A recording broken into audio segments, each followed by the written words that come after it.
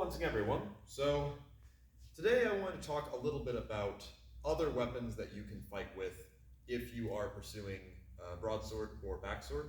And what I mean here is just, as you see, I've got a bit of a smorgasbord of weapons laid out before me, and all of these will benefit your ability to fight well with the backsword over time. And really, I just want to kind of go through them and talk about why I think you should take the time to fight with these, and also just a little bit about pursuing one weapon over others. So first off, let's go ahead and start at the most kind of farthest removed, right? So especially if you really enjoy cutting, you may not enjoy this very much starting off with, but without a doubt, as anyone who really makes a good study of backward broadsword can tell you, small sword is the foundation of the system. All of the movement, a lot of the distance and timing, etc. will be learned via small sword, as well as the fact that pretty much all of the thrusting game is going to be exactly from small sword. It's the exact same thing. The other benefits that you will find from this is it's very light, very easy to pick up, and can be a very good companion weapon if you want to still practice the same methodology, but your arm will not allow you to do so. Or alternatively, if you're looking to work on your thrust game, because adding a thrust into an otherwise very cut-dominated weapon, or rather it's kind of cut-inclined, can alter things quite a bit, and especially depending upon who you're fighting, that thrust can really make the difference. So small sword is going to be a big part of it, not to mention as well that in most broadsword treatises you will find a small sword or spadroon section as well, so you can get more out of the sources that you study. Now, finding another small sword person to fight with can be kind of difficult. However, it is very easy for you to pick up foil and probably find some sport fencers in your area. And as long as you can enjoy small, foil for what it is, but it's going to be basically kind of the same idea. You can make more or less of the historical practice out of it and learn a lot of the benefits there. Because not to mention, foil is just this a little bit more sporterized, frankly. So you can get a lot out of it very quickly and can be a very fun thing to pursue in and of itself. Now, speaking of which, another thing, and this is going to be a bit of a rabbit hole that can help you quite a bit, is sparring with sports-style sabers. Now, I don't mean necessarily doing modern Olympic-style sports saber. What I mean is using this tool in the context that you're used to and others. So what I mean here is, first off, some of you may have never held one of these before, or just it's been a while since you've seen them.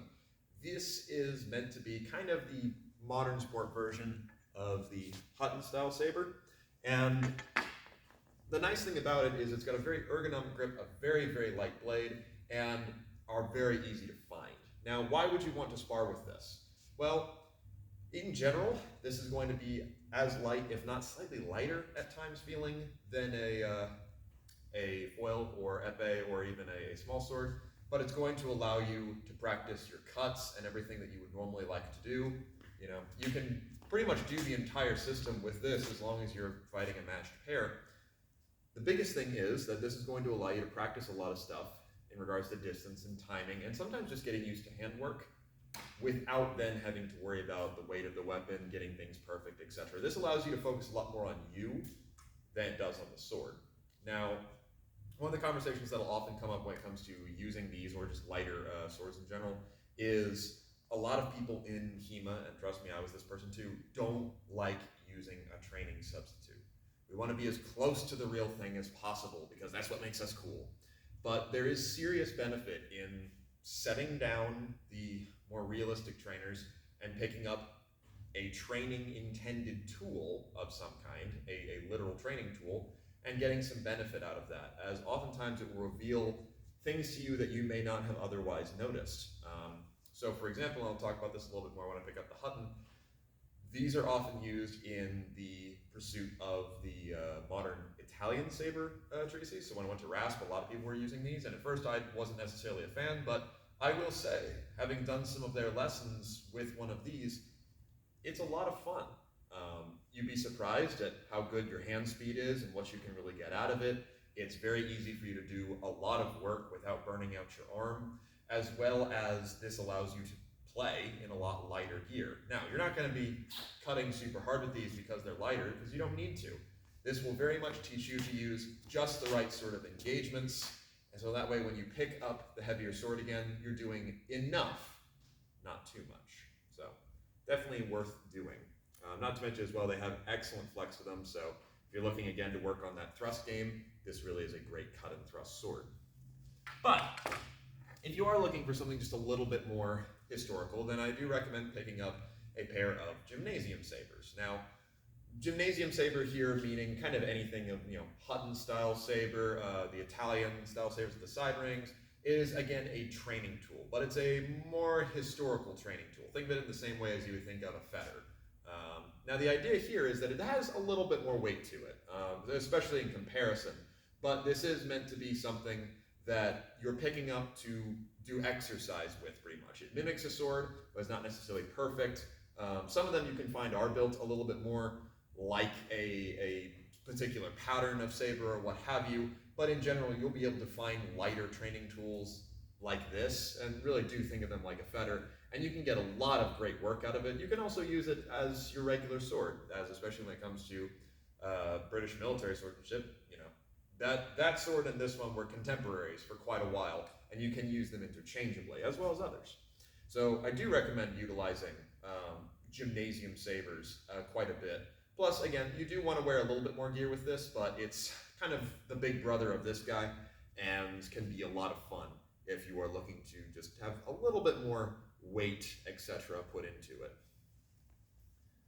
Now, another thing that you'll probably want to do, and this is where we start getting into a bit more difficulty, is sparring with something using a stirrup hilt. So, in case you're not familiar, we have full basket hilts, we have saber style hilts or bell guards, etc., and then we have a stirrup style hilt where it is much smaller and pretty much just a knuckle bow.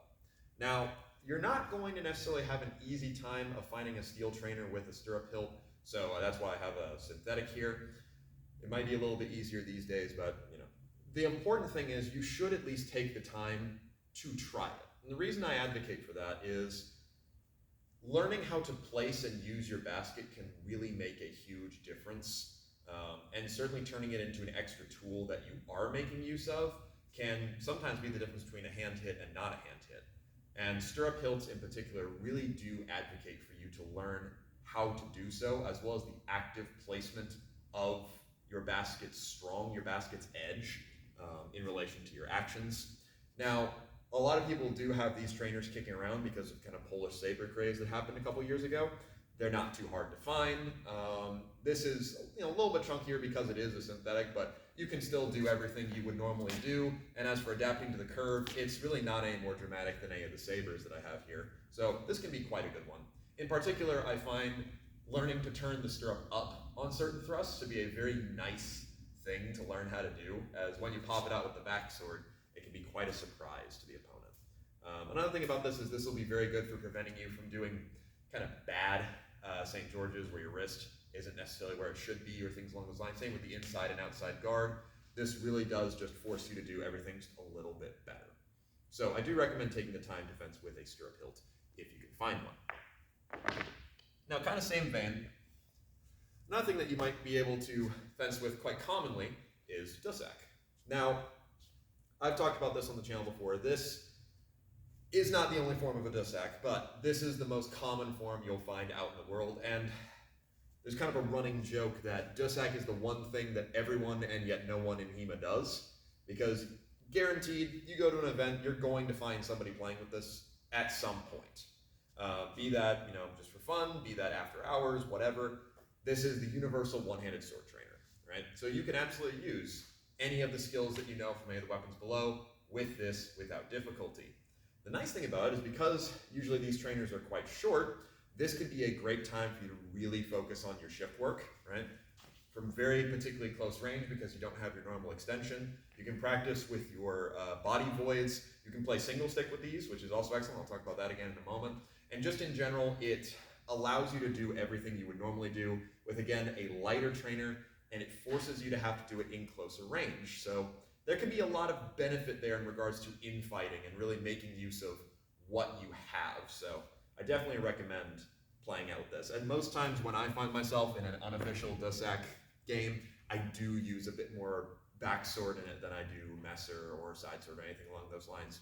It's always worked very well for me, so I recommend you try the same. Now, same vein, and I should point out this is not what you should be fighting with, but this is representing single stick. So a proper single stick will absolutely have a basket like this. It could be leather, it could be woven, literally basket, doesn't really matter. Heck, it could be plastic. But it will not have a wooden blade like this, it will have a rattan stick, right? So basically think a thin version of what the SCA people play with. But the idea behind single stick is it was a historical game, it still is a modern game, and you can get quite a lot out of it. So what you want to be doing with single stick is, if you can find anybody to play with, it's really quite beneficial. The idea there being that, one, you can just fence with them as a normal trainer, or two, you can play the full game wherein you are not allowed to move the back foot. You're only guarding the head. You can get a lot of fun stuff out of here. It really does alter the way the game is played, and I've even done a couple of competitions with single stick that have always been a ton of fun, since you're trying to strike here rather than normal full body target. So that can be quite a beneficial thing to look into, kind of in the same vein as this act. Now, another wonderful thing that you can do is you can start adding companion weapons into, so if you're looking for something a little bit different, I'd recommend starting off with the buckler. Now, the buckler is going to be kind of your gateway to every companion weapon, be it you're using a basket-hilted dagger, or nail house dagger sometimes referred to, be it you're using a targe, what have you. It's just going to get you into the habit of still pretty much fighting the way you normally do, just you have another thing in the way, literally in the way, for both your opponent and you. Now, the only reason I recommend starting off with the buckler is because they are very commonly available, and there are also sources on it. But in general, you'll be able to find one without difficulty. You can even go for one of the 15 inchers if you want, which would be more akin to what this would be fought with. It is a good investment if you're looking to change things up a little bit, and a very useful skill, as you will have to learn to very much keep that good posture that you had already, since you'll need to be able to hold the buckler out for long periods. So I do recommend playing around with the buckler, and then maybe moving up to targe or a rotella or something along those lines. And then finally, if you really want to graduate into some fun stuff, you can start sparring with bayonet. Now, my class is already sparred with bayonet. I've talked about bayonet on the channel before. But really, the big benefits of this are going to be, number one, it's the dominant battlefield weapon of the time, at least in regards to melee. It's going to be the most common thing that would be seen, as well as this does everything that this does.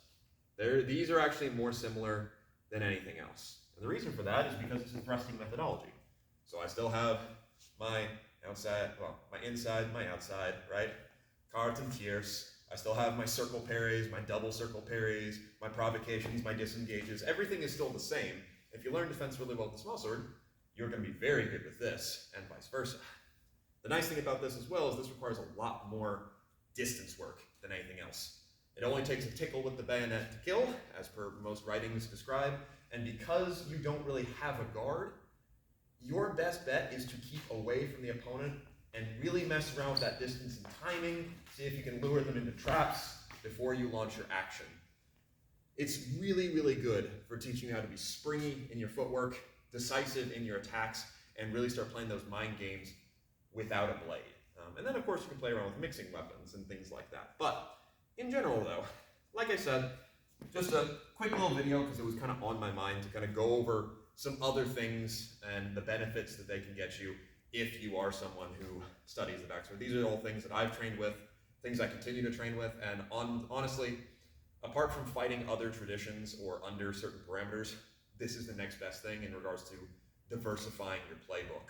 And you'll also be kind of surprised, especially when it comes to like picking up a similar but different weapon, as these are all in the same family, vaguely.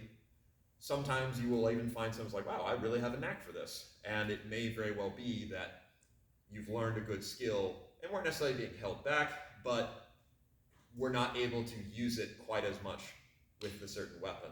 Or alternatively, you may be able to learn a wonderful skill from one of the lighter ones, pick up that backsword again, and really get some awesome stuff going. But either way, thank you very, very much for watching. We'll go over some other techniques another time.